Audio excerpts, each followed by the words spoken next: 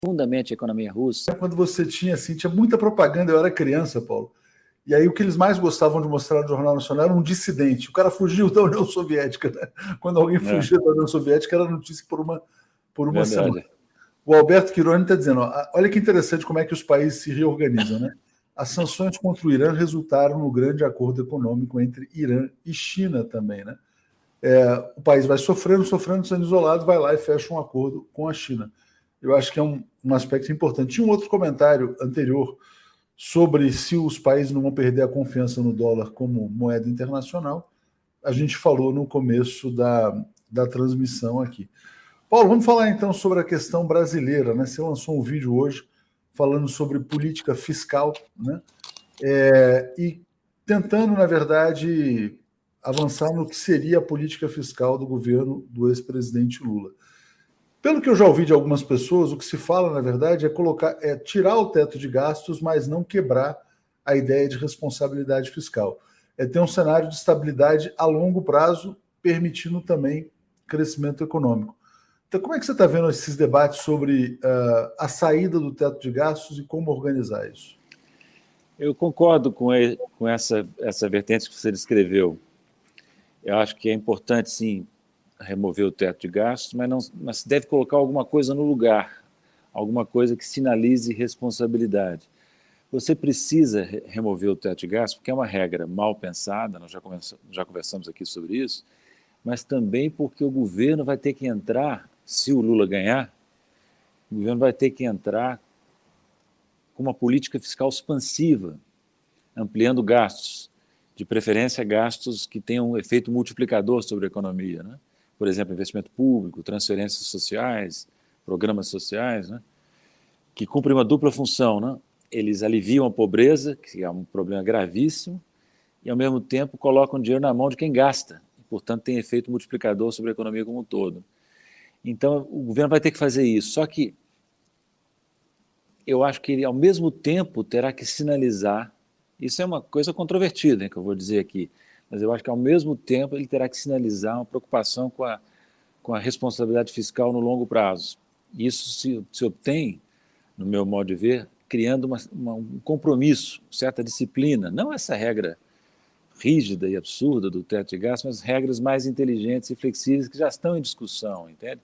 Onde é que está a controvérsia? A controvérsia é que tem uma vertente entre os economistas heterodoxos que defende a ideia de que não precisa de nenhuma regra, não precisa. O Estado tem poder para, sendo ele emissor de moeda soberana e não tendo dívida externa em moeda estrangeira expressiva, que ele pode gastar. Ele não tem limite, na realidade, ou só tem limites com algumas qualificações, né? E essa vertente, que é influenciada pela teoria monetária moderna americana, que tem força também em outros países, eu creio que é uma vertente perigosa, porque ela pode levar a que se pense que não existe restrição. Mas eu vou te dizer, Léo, até falo isso no vídeo que você mencionou, esses assuntos são muito complicados, a ciência econômica não é nada exata, longe disso. Então, essas controvérsias entre economistas, particularmente quando são no campo heterodoxo, no campo progressista, têm que ser feitas com muito cuidado, porque ninguém sabe, ninguém tem certeza de nada. Então, entrar em polêmicas agressivas, tentando desmoralizar o argumento adversário, não é cabível, no modo de ver, do ponto de vista econômico, e não é cabível do ponto de vista político, sabe? Porque nós temos uma situação política muito complicada, nós brasileiros, né? Nós do campo progressista, e não convém alimentar divergências internas em tom radical que possam gerar divisões no momento que nós precisamos de união para enfrentar o adversário, que é o bolsonarismo, né? O melhor caminho, de fato, parece ser essa saída organizada, né, do teto de gastos, para não dizer, porque evidentemente houve muita mistificação em relação ao que foram os governos progressistas, porque você já falou aqui também em outras ocasiões que foram governos responsáveis do ponto de vista fiscal, né? Quer dizer, que equilibraram a relação dívida, reduziram, na verdade, a relação dívida-PIB, relação que tinha crescido muito no governo Fernando Henrique Cardoso, a despeito de todas as privatizações que foram feitas, né? Então, acho que é importante também lembrar esse aspecto histórico, né? O que eu gosto no pessoal da teoria monetária moderna, nos extremistas, digamos assim, sem dar conotação negativa ao fato de você adotar uma posição extrema, se ela estiver fundamentada, bem, posição extrema. O que eu gosto neles é que eles estão ajudando a demolir certos mitos conservadores sobre política fiscal. A gente não pode ficar muito inibido, sabe? Eu vejo, às vezes, o setor progressista muito preocupado em não ferir, em não abalar, em falar um discurso que seja compatível com o mercado. O ponto não é esse. O ponto é adotar um discurso correto do ponto de vista econômico e da economia política. Não ficar preocupado em fazer gestos, concessões aos preconceitos do outro lado, porque se você fizer isso em excesso, se você fizer isso de maneira incorreta, você acaba prisioneiro de uma retórica perigosa também, entende? Exatamente. Vamos falar exatamente sobre isso aqui. Deixa eu só ler um comentário aqui da Cláudia, dizendo, ó, bota ainda sobre a questão internacional, né? O History passou um documentário sobre ex-presidentes americanos nas guerras. Adivinha quem ganhou a Segunda Guerra? Pois é, na propaganda foram os Estados Unidos, na vida real foram os russos, né? Então, aqui, essa pergunta do André é muito importante. Ele fala assim, ó, minha pergunta, como o Paulo vê economistas defendendo a política de preços da Petrobras com afinco, né? Todo mundo sabe que essa política é um desastre completo para o Brasil, inflação, fome, desemprego, mas por que os economistas supostamente bem pensantes a defendem tanto, Paulo? Eu não sei se eu vi algum economista do nosso campo defender essa política, não Não, me não, lembro não, de ter não. visto. São só os que aparecem na Globo News. Ah, bom, sim. Não, é que essa política beneficia as empresas, Petrobras e as outras empresas de petróleo, e os acionistas dela, inclusive estrangeiros. E então existe um lobby que domina a discussão econômica no Brasil, que é essa aliança mídia corporativa, grandes interesses financeiros e não financeiros. Então só dão voz a um lado da questão. E essa política de paridade de preços é defendida de maneira com argumentos que são meias verdades, sabe? E ela acaba passando como se fosse intocável. Mas não, vai ter que... O próprio Bolsonaro está tentando já modificá-la, né? Ainda sem sucesso, porque o companheiro Guedes não deixa, né? O companheiro Guedes não deixa, mas parece que ele vai mudar o conselho da Petrobras no dia... Acho que é 12 de abril, tem a data de mudança, ele vai botar 4 conselheiros novos. Aí o presidente, o que está pelo menos narrado é o seguinte: Rodolfo Landim vai para a presidência do conselho, renuncia, um outro assume, aí ele vai para assumir a presidência executiva. E em abril, supostamente, o Bolsonaro muda essa política com esse conselho novo. Pelo menos é o que está aí nos bastidores. Vamos ver se ele consegue fazer isso ou não. Agora, Paulo, isso que você falou é importante, né? Quer dizer, esse lobby aqui no Brasil é gigantesco. E aí é curioso, né? E esse lobby vai vendendo para a população brasileira informações falsas, né? De que, por exemplo, de que há um risco Lula, de que havia um risco isso. Aí quando, curiosa, nessa matéria que saiu no domingo na Folha de São Paulo, não sei se foi domingo ou sábado, esse cara é um dos maiores gestores de recursos do mundo, focado em mercados emergentes. O nome dele é Mark Mobius. Ele fala, a vitória de Lula é o melhor para o Brasil e para os investidores estrangeiros. E ele fala uma coisa que eu venho falando há muito tempo, e aí os bolsonaristas entram lá no Twitter, começam a xingar, falam, o dólar está caindo por causa do Lula. E ele falou, os ativos brasileiros já estão se valorizando em razão da perspectiva de vitória do ex-presidente Lula, que é alguém que os mercados conhecem e apreciam. Então, passo para você falar sobre isso também, Paulo. Quando eu li essa matéria, a primeira coisa que me veio à mente é a seguinte: o que será que o Lula está fazendo de errado? mas falando sério, eu acho o seguinte: o Lula, é claro que o Lula tem que ter na minha opinião, ele tem que ter um cuidado. Ele não vai entrar em confrontação com o mercado, mas não pode querer atender a todos os preconceitos e doutrinas e preferências do mercado, sabe? E é importante que o investidor de peso diga isso, que vai desmistificando junto a certos setores da sociedade essa ideia de que o Lula é um perigo, que o Lula é isso, aquilo, outro. Não.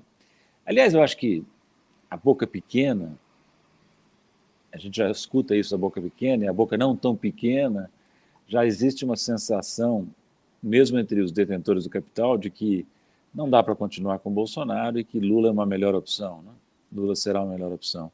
Terceira via não decola Então, eu suspeito, vamos ver, né? Eu suspeito que uma parte significativa do capital financeiro e não financeiro brasileiro e internacional vai acabar se inclinando para uma solução Lula. Tanto mais que o Lula está dando sinais importantes de moderação, né?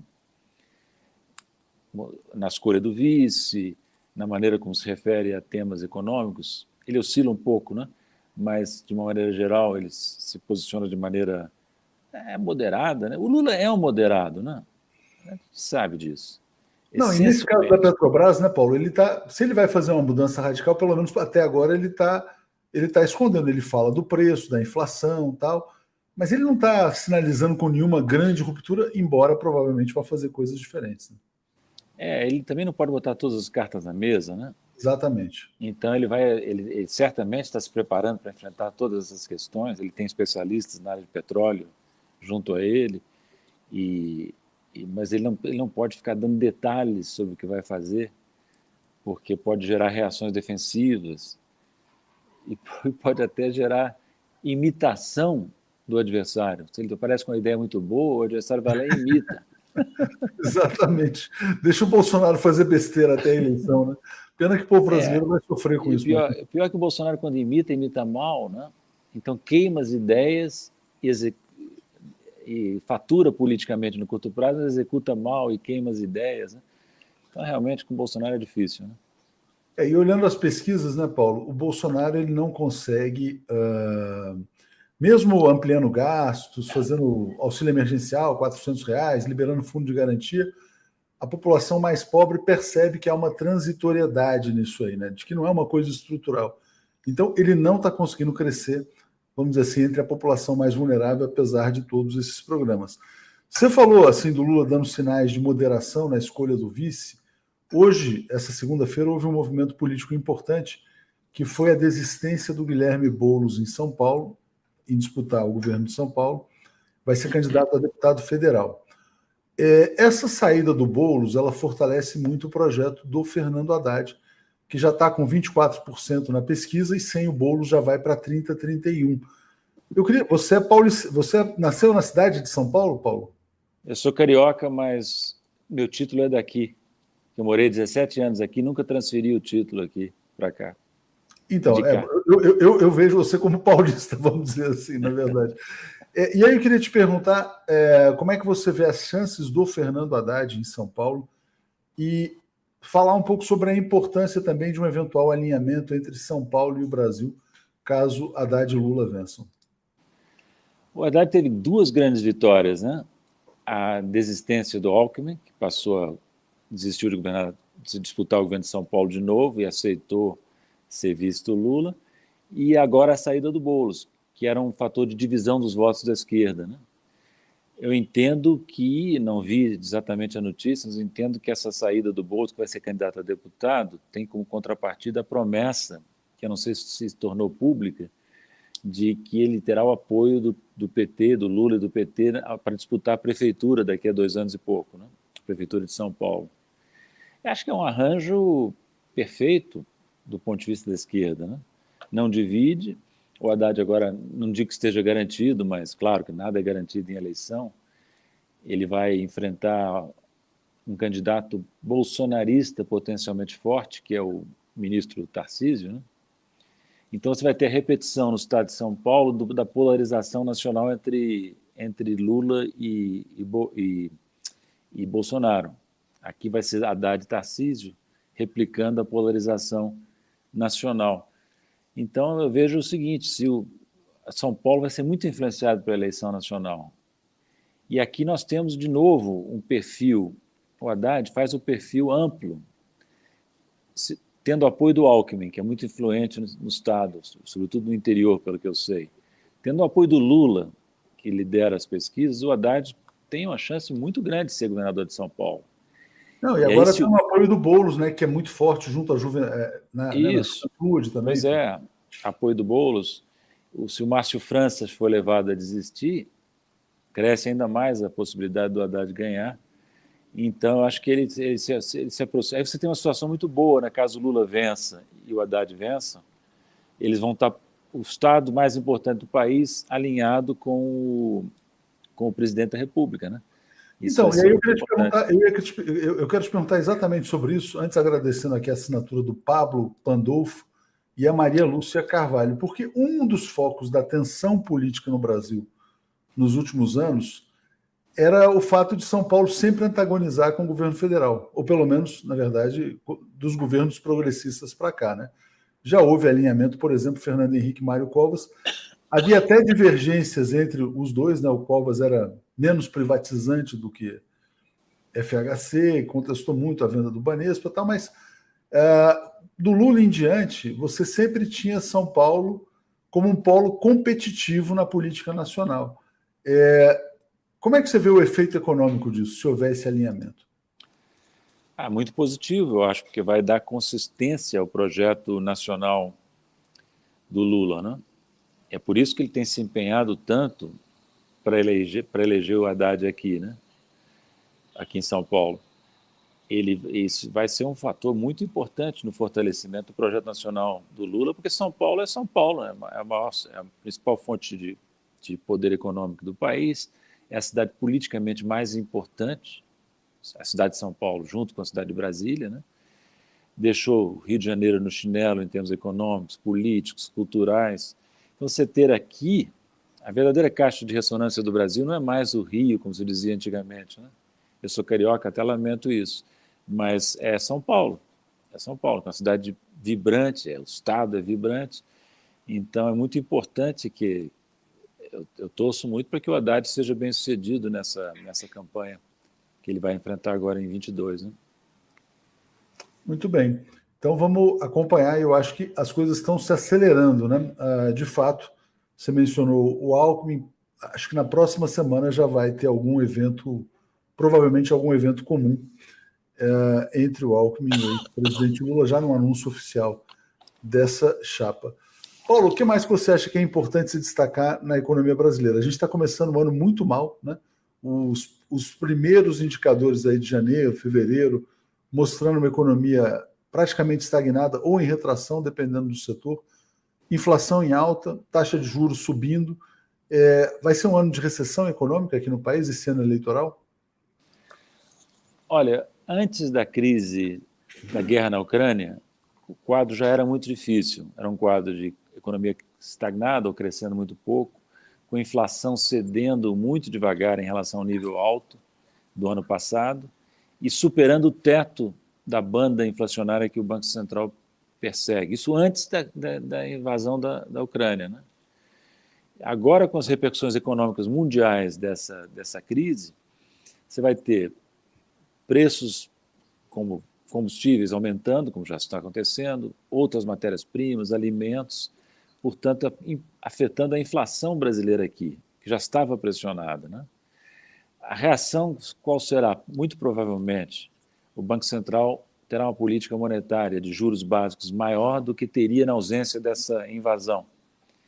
Então, juros mais altos do que se esperava, ou seja, impacto recessivo. Onde é que esse impacto recessivo pode ser compensado? De várias maneiras, mas principalmente pela política fiscal de gastos do governo, porque na ânsia de reeleger Bolsonaro, é provável que a política fiscal do governo de gastos seja expansiva em 2022, de baixa qualidade, mas expansiva, né? Então isso pode contrabalançar um pouco o efeito contracionista da queda do salário real, do aumento da taxa de juros, né? Agora, voltando à questão política, ligando ela com a questão econômica, o que essa crise na Ucrânia prejudica muito as chances de reeleição de Bolsonaro. Porque, de novo, política é imprevisível, ainda mais imprevisível do que economia. Mas como esperar que o presidente consiga se reeleger com um quadro estagflacionário, inflação alta, salário real em queda, desemprego ainda alto e economia em recessão? É uma combinação que pode ser fatal para as chances de reeleição dele. Digo isso assim com cautela, porque a eleição tem muitos fatores que pesam na eleição, né? E não só o quadro econômico. Pode ser que ele consiga se recuperar. As pesquisas recentes estão mostrando uma certa recuperação do Bolsonaro. Então, se pode subestimar um presidente no exercício do cargo que tem capacidade de comunicação com a população mais ampla, isso ele tem. A gente não pode subestimar o adversário. O Bolsonaro é tosco? É. É despreparado? É. É um péssimo presidente? É. Mas não é burro. Não é um idiota, né? Não é um idiota. Não. Assim. Se fosse, não estaria até hoje aí sobrevivendo sob intensa pressão, né? Então, o Lula tem dito com razão que a eleição não está garantida, que tem que lutar muito, e é isso mesmo. É isso mesmo. Vai ser uma eleição difícil, apesar do quadro econômico ser adverso às pretensões de reeleição do presidente. É isso aí. Paulo, deixa eu agradecer muito aqui ao André Henrique Preto, está dizendo: Léo, suas lives cada vez melhores, gosto muito de você, sou muito grato pelo trabalho nas redes sociais, abraço apertado. Muito obrigado ao André, a todo mundo que nos assiste aqui. Obrigado ao Paulo, né? A TV 247 é feita pelos convidados também, né, Paulo? E eu soube hoje, saiu uma pesquisa FSB importantíssima. Você sabe qual que é a principal fonte hoje de informação política dos brasileiros? Não vi. O YouTube. É interessantíssimo, quer dizer, então a principal rede social usada pelos brasileiros hoje para se informar sobre política é o YouTube, então é fundamental que as pessoas façam crescer aí os canais progressistas, compartilhem as lives, e o nosso papel é tentar, na verdade, expandir um pouco a consciência das pessoas em relação ao que aconteceu no Brasil. Paulo, e às vezes eu fico chateado, cara, eu fico assim, eu fico doído quando eu pego assim o jornal, Folha, Globo, etc e tal, e você vê aqueles jornalistas mentindo descaradamente, né? Às vezes para tudo bem, a gaiola dourada é o emprego, é o que seja, e é complicado, porque você fez o que disser, esses caras assim emprestarem o talento que eles têm para manipular, para iludir as pessoas, porque tudo que foi dito no Brasil nos últimos 4, 5, 6 anos, a confiança vai voltar, está chegando, e nunca chega, e aí o Brasil vivendo essa devastação completa, e eles ainda mentindo, ainda dizendo que, não, porque o Brasil entrou em colapso com o segundo governo Dilma. Tá complicado, né? Eu queria até te pedir para a gente fechar aqui uma reflexão sobre o papel da comunicação mesmo, né? Da informação. A mídia tradicional realmente deixa muito, muito a desejar. Sobretudo a televisão. Sobretudo a televisão, mais ainda do que os jornais impressos, eu diria. Mais ainda. Mas mesmo os jornais impressos deixam muito a desejar, como você notou, né?